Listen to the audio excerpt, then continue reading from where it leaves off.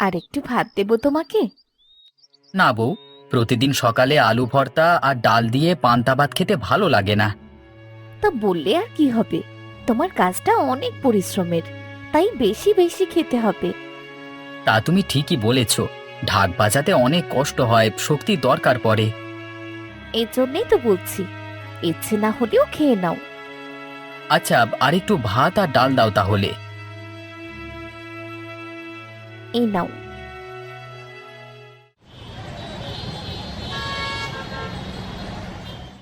কই মনি, হলো তোমার? তাড়াতাড়ি করে জল খাবারটা দাও।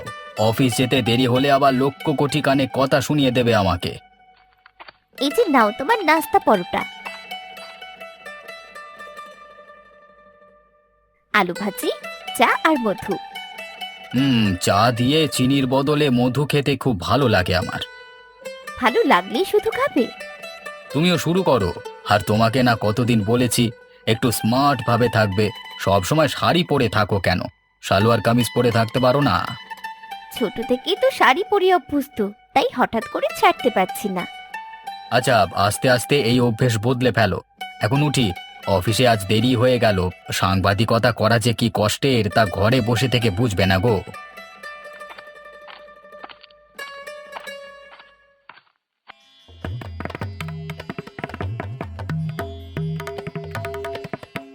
এখনই মনে হচ্ছে সকল শক্তি শেষ। সারাদিন তো পড়ি আছে, কি যে হবে। তা ঠিকই বলেছ, আজ আবার প্রচন্ড গরম পড়েছে। মনে হচ্ছিল ঢাক বাজাতে বাজাতে মাথা ঘুরে পড়িয়ে যাব। কি আর করা যাবে, আমরা তো নিজেরাই এই পেশা বেছে নিয়েছি। আমাদের তো আর কেউ জোর করেনি, তাই না? এক কথা তো ঠিকই।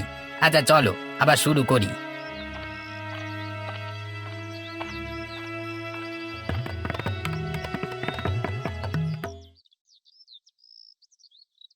দুই মেয়ের ঘর সাজিয়ে গুছিয়ে রাখলাম, এখন মেয়েদের কবে দাওয়াত দিতে যাবে?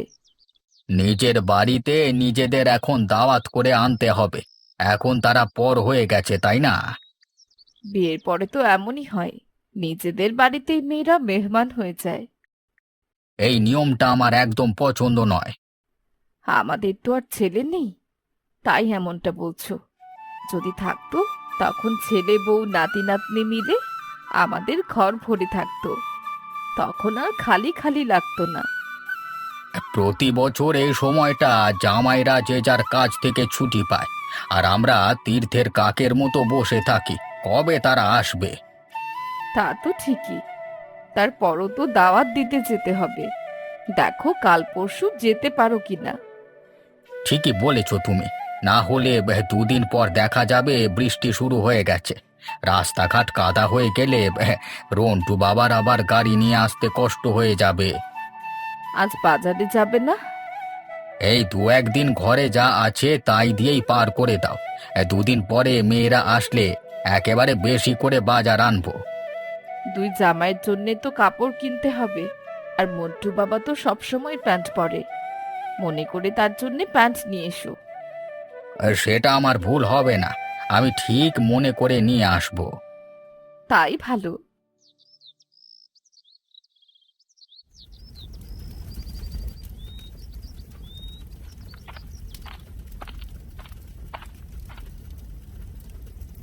নাও বউ, বাজারগুলো ধরো। আজ কি এনেছো গো? খালি কি শাকসবজি এনেছো? তোমায় বলেছিলাম কিছু মাছ আনতে, তুমি একদম ঠিক মতো খাওয়া দাওয়া করছো না। এনেছি বউ, এনেছি। খালি আমার কথা চিন্তা করলে হবে? তোমাকেও তো খেতে হবে, তাই না? ব্যাগের ভেতর দেখো কিছু কুঁচো মাছ আছে। বড় মাছ আনতে পারিনি, অনেক দাম চায়। তবে তোমার জন্য আমি টাকা জমাচ্ছি একটা বড় মাছ কিনবো বলে। না না, আমার জন্য আলাদা কিছু লাগবে না, তুমি যা খাবে আমার জন্য তা আনলেই হবে। কুঁচো মাছগুলো আলু আর বেগুন দিয়ে হাতে মাখিয়ে রান্না করবে।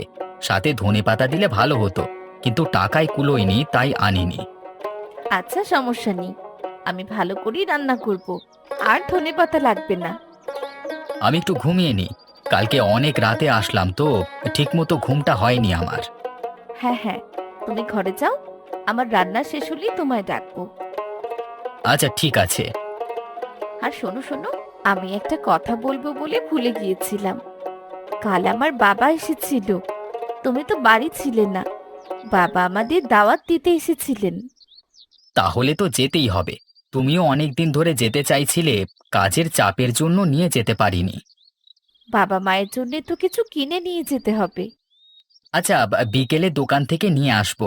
এখন একটু ঘুমিয়ে নি। যাও তাহলে।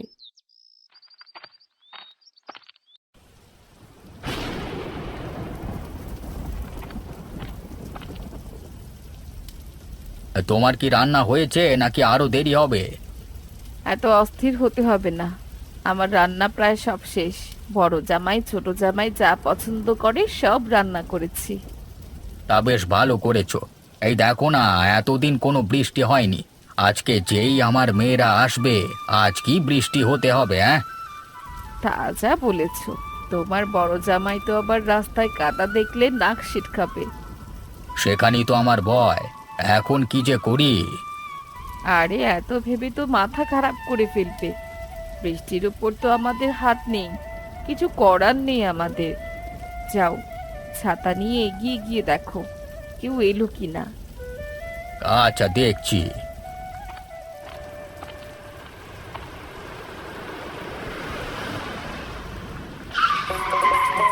কই গো, দেখে যাও, রন্টু বাবাজি এসে গেছে।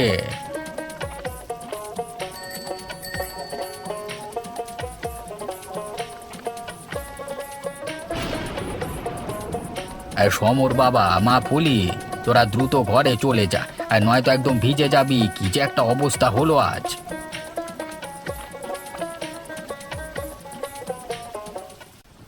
বাবারা, তোমাদের আসতে অনেক কষ্ট হয়ে গেছে বুঝতে পারছি। আজকে হঠাৎ করে এত বৃষ্টি নামবে বুঝতে পারিনি। তাতে কি হয়েছে বাবা? আমাদের কোনো সমস্যা হয়নি, আমরা একদম ঠিক আছি। তা তো তুমি বলবেই বাপু। আসলে তো রিকশায় চড়ে তুমি আর কি বুঝবে। আসতে আমার মতো বড় গাড়ি নিয়ে তখন ঠেলা বুঝতে। আমার তো নিজস্ব গাড়ি নেই, তাই আমি আসিনি, থাকলে আসতাম, তাই না? হ্যাঁ, তাই তো। কত কষ্ট করে শেষ পর্যন্ত আসতে পেরেছি। আচ্ছা, এসে যখন পড়েছো, এখন খেয়ে নাও ভালো করে। তোমাদের সবার পছন্দের খাবারই রান্না করেছি। খেয়ে বলো তো বাবারা, কেমন হয়েছে খেতে? ভালোই তো হয়েছে মা। ভালোই তো হয়েছে, কিন্তু এত তেল মশলাদার খাবার শরীরের জন্য একদম ভালো না। একদিন খেলে কিছুই হবে না ভাই, খেয়ে নেন।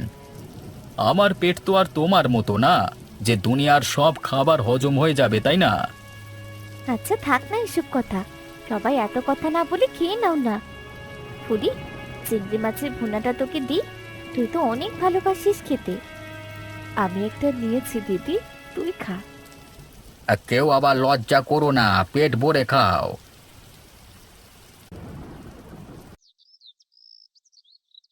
তা কেমন আছিস রে ফুলি? ভালো আছি দিদি। তোমার চেহারা দেখে তো ভালো মনে হচ্ছে না। চোখের নিচেও কালি পড়ে গেছে। এত চিন্তা কিসের বলো দেখি? না ভাইয়া, চিন্তা থাকবে কেন? গ্রামে থাকি, রোদে পুড়ে কাজ করি, লাকড়ি দিয়ে চুলায় রান্না করি, তাই চেহারা আর ঠিক থাকে না। তা ঠিকই বলেছ। তোমার বোনের আবার এই দিক দিয়ে কপাল খুব ভালো। শহরে থাকে, গ্যাসে রান্না করে। আমাদের কথা তো শুনলে না। শুনলে একটা ভালো বিয়ে দিতে পারতাম তোমার। শেষমেশ একটা ঢাকি জোটালে কপালে। আহ, এভাবে বলছো কেন? কার সাথে বিয়ে হলো সেটা কোনো বিষয় না, বিয়ের পরে সুখে আছে কিনা এটাই হলো বড় বিষয়। দেখতে পাচ্ছ না কেমন সুখে আছে? কিছুদিন পরে তো কঙ্কালের মতো হয়ে যাবে। কি আর করব ভাই, ও তো গরিবের বউ, ওর কপাল খারাপ আমার মতো ঢাকিকে বিয়ে করে। বলছি তো, সবাই থামো এখন।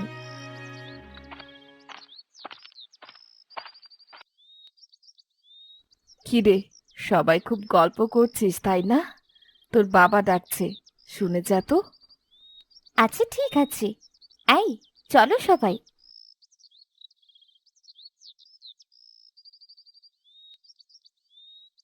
তোমাদের সবার জন্য টুকটাক কিছু কিনেছি আমি। এসবের কি দরকার ছিল বাবা? কেন রে মা, শুধু তোরাই আমাদের দিবি? আমরাও কিছু দেব না? মেয়েদের শাড়িগুলো দাও আগে।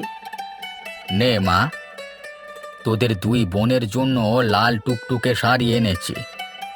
বাহ, খুব সুন্দর হয়েছে তো। শাড়িটা পরে আমরা তোমাদের দেখাবো। হ্যাঁ মা, পরে দেখাস আমাদের, দেখবো আমাদের মায়েদের কেমন লাগে। তোমার মেয়েদের সবকিছুতেই সুন্দর লাগে। মেয়ে যেহেতু আমার, সুন্দর তো লাগবেই। বাবারা দেখো তো, তোমাদের কাপড়গুলো কেমন হয়েছে। গ্রামে তো এর চেয়ে বেশি ভালো কাপড় আর পাওয়া যায় না। আপনি আবার আমার জন্য কেন কিনতে গেলেন? আমি তো আমার সবকিছুই শহর থেকে কিনি, শুধু শুধু টাকা খরচ করলেন। তোমাদের বাবা অনেক শখ করে কিনেছেন বাবা, একটু দেখো কেমন হয়েছে। হ্যাঁ, ভালোই হয়েছে। সমর বাবা, দেখো তো তোমার পছন্দ হয় কিনা। কি বাবা? তোমার জন্য একটা গামছা আর একটা চাদর এনেছি বাবা। কি হলো, তুমি আবার হাসলে কেন? দুঃখিত বাবা, আর হাসবো না, ভুল করে হেসে ফেলেছি। সমর বাবা, পছন্দ হয়েছে? বাবা, আপনি এত কষ্ট করে কিনেছেন আর আমার পছন্দ হবে না? খুব পছন্দ হয়েছে। তোমার একদম উপযুক্ত পোশাকই তোমাকে দিয়েছেন। তা তো দেবেনই, বাবা মা তো জানেন সন্তানদের কার কি লাগবে। আচ্ছা, তোমরা গল্প করো, আমি একটু বাজারের দিকে যাই। চলুন বাবা, আমিও একটু ঘুরে আসি। হ্যাঁ বাবা, চলুন, আমিও সাথে যাব। আচ্ছা চলো, দুই জামাইকে নিয়ে যাই।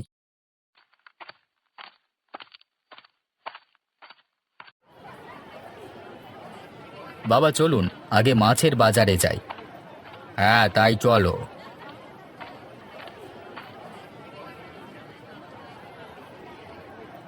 কিরে পটলা, আজ তো বেশি মাছ আনিসনি। আজ আমার মেয়ে জামাইদের নিয়ে আসলাম বড় মাছ নেব বলে, তা কই আজকে মাছই আনিসনি যে? কে বললো মাছ আনিনি? আবার পেছনে কচু পাতায় ঢাকা আছে বড় বড় ইলিশ মাছ, সামনে তো আর জায়গা হবে না সব রাখবার। তা বাবারা, তোমরা কোন মাছ খাবে? তোমরা যেটা খেতে চাইবে সেটাই কিনবো, এখন বলো দেখি। বাবা, আপনার যেটা ইচ্ছে হয় নিন তো, একটা হলেই হলো। রন্টু বাবা, তুমি কি বলো? আমার তো যা তা একটা হলেই হবে না, আমি তো আর অন্যদের মতো সব খেয়ে ফেলতে পারি না। আপনি সবসময় এভাবে কথা বলেন কেন আমার সাথে? আরে কি আশ্চর্য, আমি আবার তোমাকে কখন কি বললাম? তুমি সব নিজের গায়ে নিচ্ছ কেন? আপনি আমাকে খোঁটা দিয়ে কথা বলবেন আর আমি বুঝবো না? আরে কি আজে বাজে বকছো? তোমরা কি এখন বাজারের মধ্যেই ঝগড়া করবে নাকি? সবাই তো দেখছে এসব। থামো থামো, এখন কোন মাছ নেবে সেটাই বলো। বাবা, যা তা মাছ কিনে তো লাভ নেই, একটা ইলিশ মাছ কিনলেই হবে। আচ্ছা আচ্ছা, কিনছি। বাবা, টাকাটা কিন্তু আমি দেব, আপনি শুধু ভালো করে দেখে একটা ভালো মাছ নিন। আচ্ছা বাবা, দেখছি। এই পটলা, ওই মাছটা দে তো, ওটা তাজা মনে হচ্ছে। এই নেন নদীর টাটকা মাছ, খেয়ে সবাই খুব প্রশংসা করবে। এর দাম কত রে? বেশি চাস না আবার? একদম 500 টাকা। কি উল্টো পাল্টা বকছিস? 1 মাসের বাজার খরচ একদিনই তো তোকে দিয়ে দিতে হবে নাকি? আমি 1 টাকাও বেশি চাইনি, আপনি পুরো বাজার ঘুরে দেখতে পারেন, কমে পেলে আমাকে জানাবেন। বাবা, উনি তো দাম বেশি চাননি, শহরে তো এই মাছ আরো বেশি দামে কিনতে হয়। এই নিন 500 টাকা। আচ্ছা চলো, এখন কিছু সবজি নিয়ে বাড়ি চলে যাই।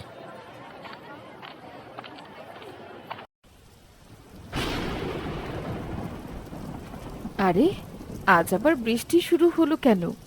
এতক্ষণ তো আকাশ পরিষ্কারই ছিল।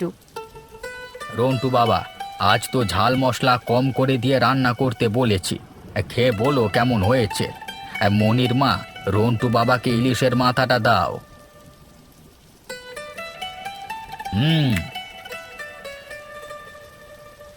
সর্ষে ইলিশটা দারুণ হয়েছে। সমর, তুমিও নাও, বাড়িতে কি না কি খাও, এখানে কিছুদিন ভালো মন্দ খেয়ে যাও। তোমার বইয়ের যা চেহারা বানিয়েছো তুমি। সব সময় আমাকে এভাবে টিটকারি করাটা আপনার স্বভাবে দাঁড়িয়ে গেছে মনে হচ্ছে। স্বভাবটা দ্রুত বদলান। তুমি কি আমাকে হুমকি দিচ্ছ নাকি? ওসব আমার কাম্য নয়। ও, থামো তো তোমরা। দাও মনির মা, সমরকে বড় দেখে একটা পেট দাও। না মা, আমি ইলিশ খাই না, আমার অ্যালার্জি আছে। ওই আগে তো কখনো শুনিনি এ কথা। সব কথা কি আপনাকে আগে থেকে শুনতে হবে নাকি? মা, আমি উঠছি, খাবো না। পেট ভরে গেছে। তুই তো কিছুই খাসনি, উঠে যাচ্ছিস কেন? হ্যাঁ, তো কথা শুনলে ভাত খেয়ে পেট ভরতে হয় না, এমনিতেই করে যায়। তোরা এমন করছিস কেন? দুদিনের জন্যই তো এসেছিস, এরপর সবাই যে যার মতো চলে যাবি। বছরে আর একবারও দেখা হবে না। এই দুটা দিন কি মিলেমিশে থাকতে পারছিস না তোরা? তুমি কি দেখতে পাচ্ছ না মা, উঠোনে পা দিতেই আমার বরকে কথায় কথায় অপমান করা হচ্ছে।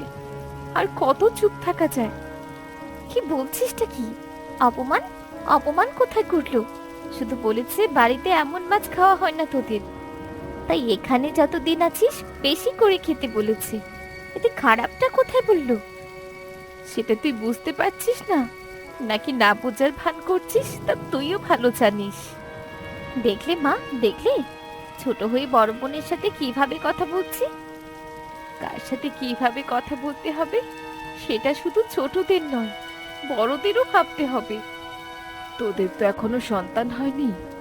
আমি চাই তোদের একটা করে মেয়ে হোক, তখন বুঝবি তোরা এমন করলে আমার কেমন লাগে।